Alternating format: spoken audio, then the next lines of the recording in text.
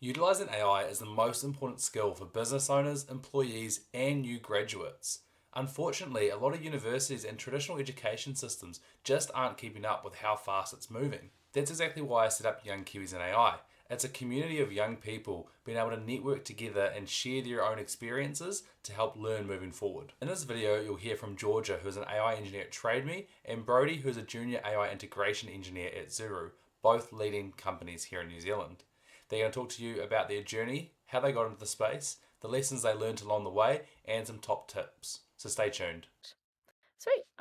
So hi, I'm Georgia. You'll have to forgive me because I did put these slides together 20 minutes ago. Um, but I am an AI engineer at TradeMe. I'm based up in Auckland. I can't talk about what I'm currently working on, is the catch of my talk. But I can talk about what tools I use and things that I have done in my current role, things I'm into, really into my music, going to the gym because I have to, and then reading, crafts, really basic. Let's go to the next slide if this works. Let's see. Here we go. Is that showing? Here we go. Cool. Yep, looks good. So my journey into AI was a little bit unorthodox. I've been really interested in AI since I was a kid. At University of Canterbury, I started out with a Bachelor of Science in Computer Science, but I started uni in 2020, so it was during COVID, and the study pathway was a bit hectic. And then I had a bit of a rough experience where the college advisor told me I wasn't smart enough to work in AI. So I changed my degree and I ended up doing a Bachelor of Commerce majoring in information systems, and minoring in maths. But luckily for me, I found a really awesome opportunity at TradeMe as a cloud engineering intern. So I started out as doing that in Christchurch. Um, but yeah, in terms of like getting into AI, I had always been really interested in it, but when I was at university, I vividly remember we had to write a lot of code for our math papers, my friend and I, and at the time she was using some AI assisted development, and this was like in 2020, so not nearly what we have now, but it would auto complete her lines of code, and we thought that was amazing. And I was like, okay, wow, this is pretty cool. And I had the opportunity to do some cool AI papers on AI in general, blockchain, like real versus fake AI. So a lot of cool opportunities at uni. And then that really spiraled when I was at TradeMe. Lots more opportunities came up internally. And then at around about like this time last year, a job came up internally for a new team at TradeMe focused on AI engineering. And there were a couple roles. So I applied and I was really lucky to get one of those. So that's how I ended up as an AI engineer, which was really awesome. Um, I think that is pretty much, yeah, in terms of what I knew versus what I had to learn on the fly. When I was at uni, I think in general for my cloud engineering and for what I now do as an AI engineer, a lot of the soft skills and general like work ethic I did learn from university, but in terms of the actual technical skills, I learned everything on the job because tertiary hasn't quite caught up. Um, so that's that. A day in the life. At TradeMe, we have two mandatory in-office days. So I'm in the office at least 2 days a week. Otherwise, I usually work from home. Um, 40-hour week, full time.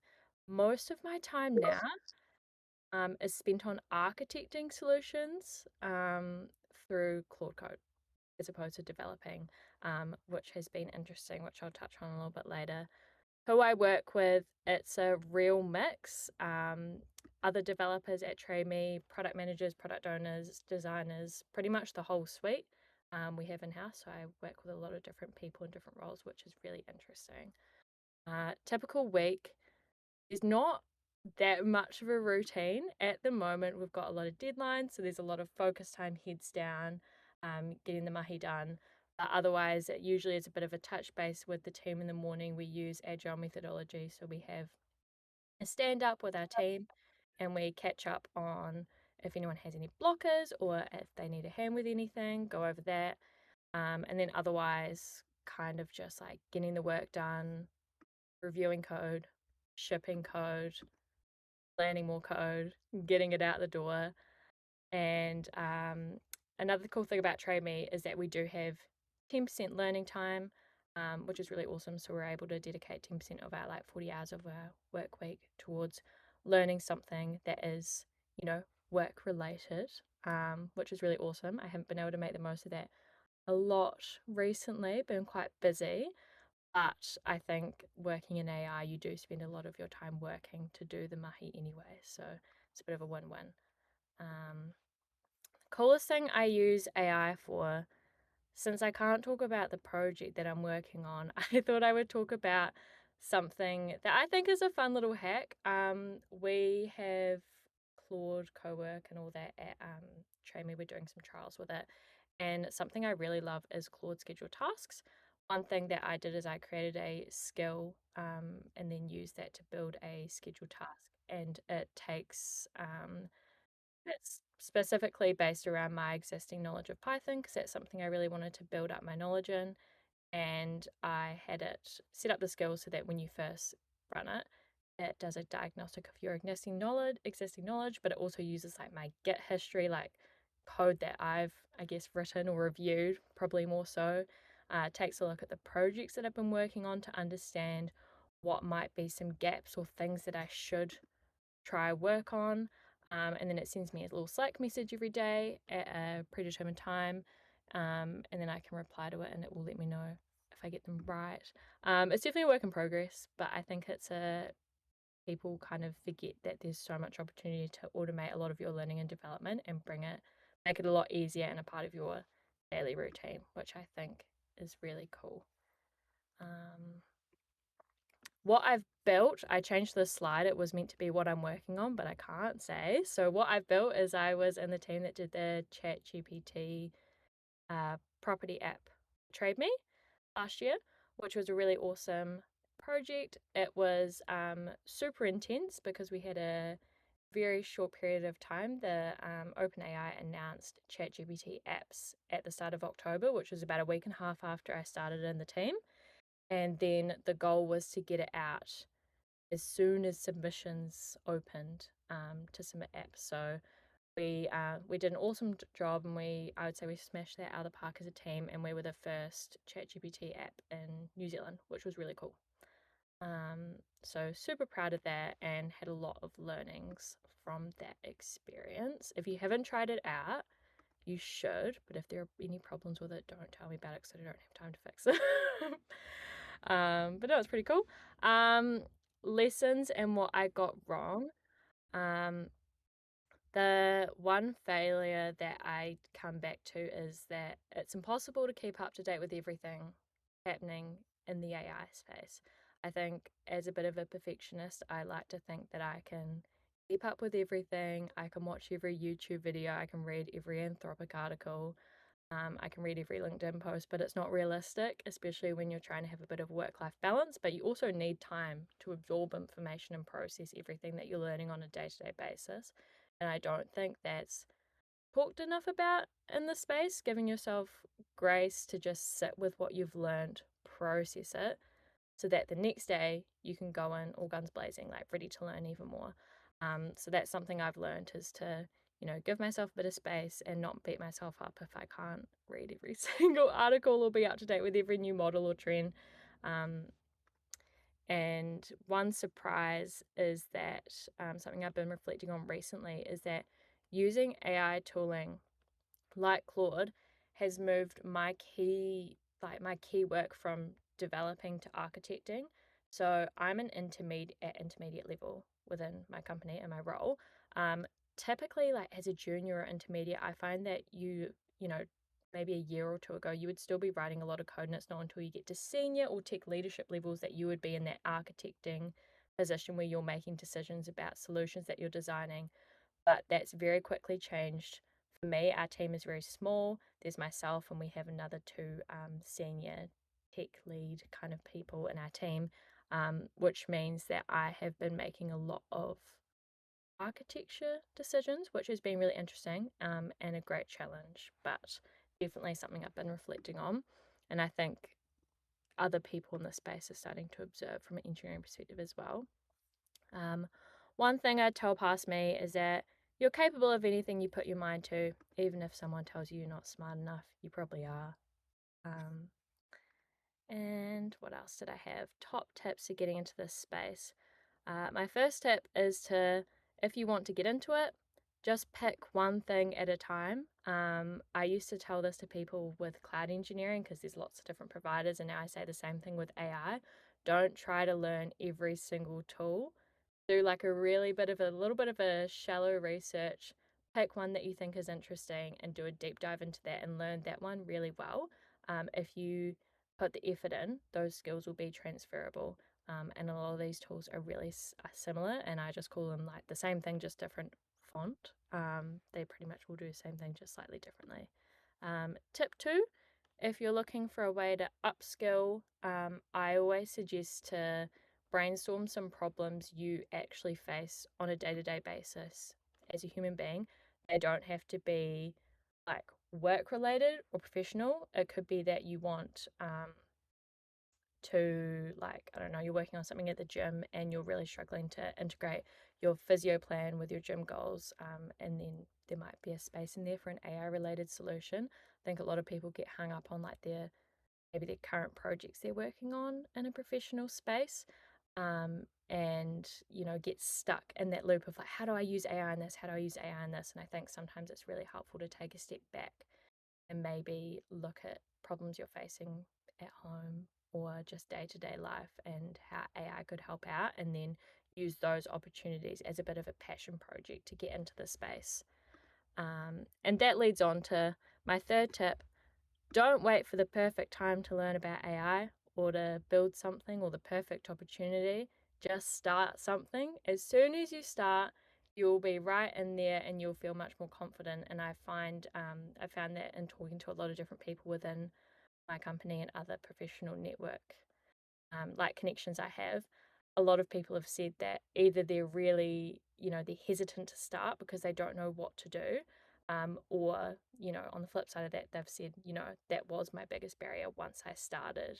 It was all go from there. So that's my biggest thing to people to say. And yeah, that leads me to the end. I've kind of tried to speed through it a wee bit, but feel free to connect with me on LinkedIn. Send me a message so I know who you are and where you've come from. I love to connect and chat more. And yeah, if you're in the Auckland area and you want to grab a coffee sometime, then I'm definitely keen for that. Cool. Lovely to meet everyone. My name's Brody. I'm a junior AI integration engineer at Zuru. I've been in the role about 6 months. 3 of those months were as an AI integration intern. Was tossing up between this AI role and a more traditional kind of data science role because that's kind of more reflective of the internships I've done in the past. But meeting the team here at Zuru, seeing what they're doing with AI, how forward thinking they are with AI, and kind of the mentorship that I get here, decided to stay in an AI integration role and have been really loving it ever since. Our kind of motto at Zuru is fire bullets first, then cannonballs. And what we mean by that is basically try lots of low effort things, and then the ones that work really well, then we put a lot more effort behind it. And how that manifests itself in kind of what we do in the AI integration team is we'll have people from throughout the business submit different AI ideas essentially, and then the ones will aim to kind of spend 3 days proving that they have value. If they don't have value, we'll typically try and kill them pretty early. And then if they do have value, then we'll ship them off to our full development team for the proper time and attention that we're not as able to give, essentially. A little bit about me. I'm based in Auckland, same as Georgia, and in my spare time, really enjoy like road trips with friends, hiking, reading, and playing guitar. It's important to not spend all your time with Claude, I find.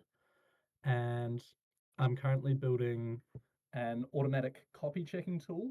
For those of you who don't know, copy is kind of the writing associated with marketing or with different products on an e-commerce platform. Like if you went on to Trade Me, for example, and were looking up a certain item, it would have a certain amount of like marketing writing associated with it, and that's called copy. And there's a lot of different checks that big retailers like Walmart want you to have. For example, they're very specific on the title length, but there's also a lot of AEO, or like agent engine optimization, I think it stands for, related to how agents scraping the web view your listings on retailers.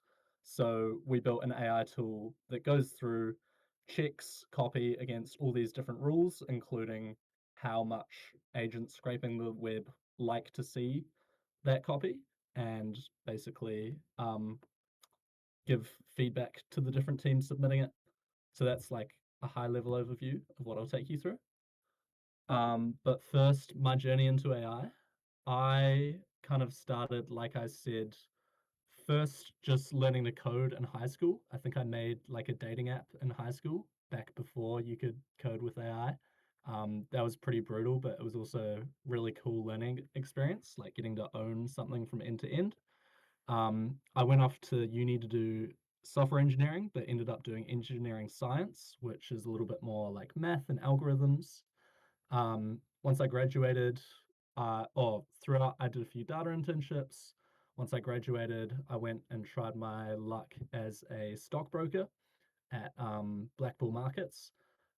Did really enjoy it, but wanted to do more with AI because during my time there, I got a real interest in AI safety, kind of predicting how AI is going to merge with society as it gets superhuman in capabilities, basically, as it gets smarter and smarter.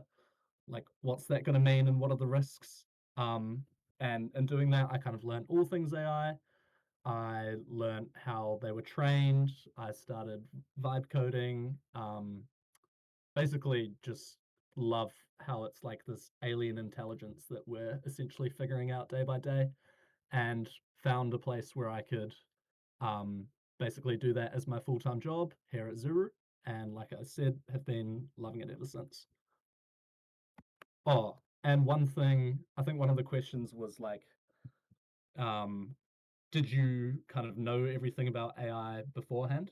And even though I had an interest in AI, I'd done very little in terms of like AI automations, AI workflows, etc. I kind of applied for the job not thinking that I'd get it, but was pleasantly surprised that kind of just my interest came across in the interview, and the little like vibe coding that I had done was enough to get me by the practical component of the interview. So definitely never let like not knowing everything about AI be a blocker for you, would be one takeaway from there. Feel free to interrupt me with questions throughout, by the way. I won't see any hands raised, but if you just come off mute, feel free to interrupt me. Um, so what's a day in the life at Zuru like? Um, and the AI integration role is quite a cool one because it's 50% building. I spend a lot of time vibe coding, planning out like quite technical apps that we give to teams and they use, or building MCP servers, say, so that people can better connect with their data and interact with it. That's the like 50% technical side, but there's also a 50% people side. Um, we obviously have a lot of non-technical teams here at Zuru. We have, marketing teams, commercial teams, product teams, and the ability to explain technical concepts to them, but also have them explain what they do in their day to day to us so that we can understand what the pain points are, how AI can integrate with them. That people side is just as important as the technical side. Like I said before, we have quite a tight turnaround on our projects that we do, or our proof of concepts. We're basically trying to either prove value in 3 to 5 days or kill a project within 3 to 5 days. And that way we don't spend, 2 months working on something that doesn't actually provide value to Zuru. And I think that's super important with something like AI that is so new and, you know, we only want to be putting effort behind the things that are going to be super valuable. My favorite part is kind of designing the whole AI workflow, like integrating that people component to the technical component and figuring out where the kind of human touch points along the way should be. And yeah, I think I've just about covered that. Oh, another big job of mine is to basically automate myself. Like my boss would be stoked if I got to the point where I could automate my whole job and go on holiday for 40 hours a week. Basically recognizing anytime I'm doing something more than 3 times and being like, hey, could I potentially automate this and maybe spend a bit of time doing it, but ultimately save myself a lot of time in the long run. I think Georgia was talking about skills before. I'm basically trying to skillify pretty much everything that I do. Another big one for us is driving adoption. We've just rolled out Claude to the whole business, and we're trying to basically figure out how to get logging in place so that we know who is and who isn't using Claude. Trying to design like talks and incentive systems and build tools to incentivize people to use it more often, basically. Um, and then, sorry, I'm hearing connection noises. You guys can also hear me, yeah? Yep. Yep, all good. Okay, perfect. Just making sure. And then in terms of the tools I use, Cursor and Claude for coding and planning code. Airtable is a really, really good tool for basically organizing data in a structured way. And what I love is that the API integration and the connector integration is really good with AI. I can basically build a whole Airtable app purely with Claude. And then once my data is in Airtable, it's really easy to get it out of Airtable as well. WorkBuddy is the Chinese AI tool that we use and we've just rolled out. Fly is a really good tool for basically hosting simple websites. If you're looking to host a website and you want a little bit of control over it, like you don't want to fully give up control to something like Lovable, then I definitely recommend fly.io. And finally, Terraform, which is used for basically spinning up cloud infrastructure. When I'm talking about the cloud, I mean basically virtual compute that sits on servers for hosting websites and such, as well as the ability to kind of query through the cloud as well. Terraform has made it so much quicker to spin up websites, spin up Python scripts that run on the internet without having to think about it. So Terraform is another one that I've really enjoyed using.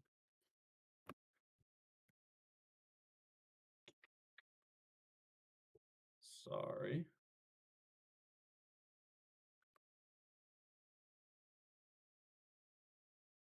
Awesome. One of the coolest things that I use AI for is basically every AI idea that someone submits to us, we get through Airtable, which is the tool that I talked about before. And I've built a skill that basically makes me a repo that I can start building a tool for straight away. Someone will submit an idea, let's say it's that copy checker idea from before. We'll have an initial meeting about it. That meeting transcript will get pulled in. Any basically documentation they have about how the tool gets used will get pulled in. All the instructions of how I like my code base to get set up will get pulled in. So Claude will know, for example, to always use Terraform for infrastructure. It'll know that how I like my secret variables to be set up. It'll know to always record all the prompts, all the mistakes, to always consult the goal file that is set up as well. And this has basically made development of proof of concept so much quicker because I can get an idea, have an initial meeting with a person, and basically be able to start building something straight away without having to worry about anything else. Some of the other things I'm building, copy checker that checks all our copy on our different retailer websites. Another one is an ingredients compliance checker that basically checks that all the ingredients that we use in our different face creams, for example, Zuru has a beauty branch as well as a toys branch, that basically all the ingredients are compliant with the 34 different international regulatory bodies. I don't know if you guys have used Claude in Chrome before, but I was able to basically give a PowerPoint of how that regulation process works to Claude and Chrome, and it was able to go and visit all the websites that a human would have to spend, a couple of hours manually clicking around, and it was able to derive the process for that in pretty much like under an hour, which was super impressive. And then it was just a matter of making it a bit more secure from there. Another part of our AI adoption strategy is we've just launched an AI leaderboard at Zuru. So every week, people will see where they are on the rankings of AI use, where they are relative to different teams, and more importantly, what they can do to improve their AI use. For example, if they're not using many skills, it'll prompt them to use more skills. If they're not using many connectors, it'll prompt them to use more connectors, etc. And finally, my intern project, which was basically a knowledge assistant. It can go and look through all of Zuru's SharePoint data, so it's Word docs, Excel sheets, etc., and use a combination of semantic search and other tools to find the most relevant article or document to answer someone's question and read that before answering it. In terms of lessons and what I got wrong, during my first few months, I ended up spending like $4,000 on Databricks accidentally. I think using AI tools makes it very easy to build something and run something a lot of times without necessarily thinking about how much it costs or whether it's the most efficient way to do so. So I think it's just something that you have to accidentally do once to appreciate. But if you can, do try and think about how much these tools are costing you and have really good like dashboarding and reporting on cost when you build different AI tools. One surprising thing was I would go through weeks and I would go to my manager and I would say, hey, I built like these 3 tools this week and they're all working and I got really good feedback on them and they're awesome. And my manager would go, like, what are the numbers on it? Like, show me a dashboard that says how many people have used it and how much value it's created. And I wouldn't have that. And it was kind of a surprise at first because you're like, I've done it. Who cares if there's a dashboard for it? But I think you start to appreciate that when someone's managing a team, they need to see numbers for things and you need to like know how these tools are doing. And it's definitely something no one's doing perfectly yet, but I think you'll start seeing a lot more formalization in companies using AI around attributing like value to AI, like knowing how well a project is doing by putting numbers to them. And one thing that I tell my past self is there's a difference between people believing a tool works and being excited enough to use it. Like, I can go and speak to a team and tell them exactly how a tool works and what it can do and how it'll work. But if they don't see something A, visual and exciting, and B, relevant to their work and what they do, like if they're not coming out of that meeting thinking, wow, that's amazing, I could start using this like today, in my own work, then people typically just won't adopt a tool. So for me, who's a big part of their job is to get people adopting different tools, I've definitely learned the hard way that something interesting and visual and exciting is more important than, a boring, in-depth explanation of how a tool works. And also, just for reference, I keep like a massive, like 100-page list. Oh, sorry, like list of hundreds of mistakes and learnings I've made throughout my time here. AI is just new to everyone, and I think it's really important to keep track of what works and what doesn't in general. Tips for getting into the space. I've tried to kind of keep these both generally getting into the AI space, but also like if we were hiring at Zuru, which we actually are, like if you were looking for a job in AI, what would impress an interviewer beyond just good grades, for example? So my number one piece of advice is start vibe coding. Um, Pick a project that you're passionate about, that you've always wanted to do, but maybe didn't necessarily have the time or skills for. Um, Coding models are getting just so incredible right now. So fire up Claude Code or Cursor and just have a go building something from scratch. You're always going to learn so much more if you're interested in a project than if you're just learning skills for the sake of it. Um, Another one is keeping up to date with AI news. Like, I know I kind of impressed my boss when he was hiring me because I just knew so much about the industry, like both the most recent models that have come out, but also just kind of generally like where the industry is heading, like job displacement, etc., how the models get trained.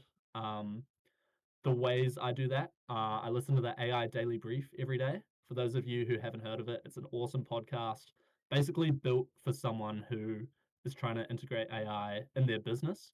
But he also does like a bunch of kind of deep think and just general society type episodes.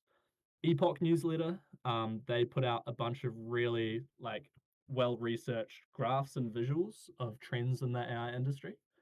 The Dwarkesh podcast, that's kind of a slightly deeper, more technical podcast about how models get trained. They have a bunch of frontier researchers from Anthropic and who've started their own labs, etc., on that podcast. And then the AI Frontiers newsletter also.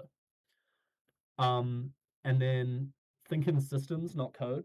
Like we've gone to the point where AI is incredibly good at math and coding, but what it's not so good at is the people side. Um, so, and another way I like to say it is anyone who can draw a good like systems diagram or a good flow chart can basically code now because you can give that flow chart to a coding tool and it can do it for you. Whereas not everyone who can code can think about how a solution is going to integrate well with people. So just a general piece of advice for anyone going through their career in AI, like think about the people component of what you're building and where the human in the loop should be. Do feel free to connect with me on LinkedIn and via email. And just another flag, we are hiring right now. If anyone is interested in a junior AI integration engineer role, which is what I do, also a data and AI engineer, and we also have intern applications open right now. Awesome. Shall I hand it over for questions?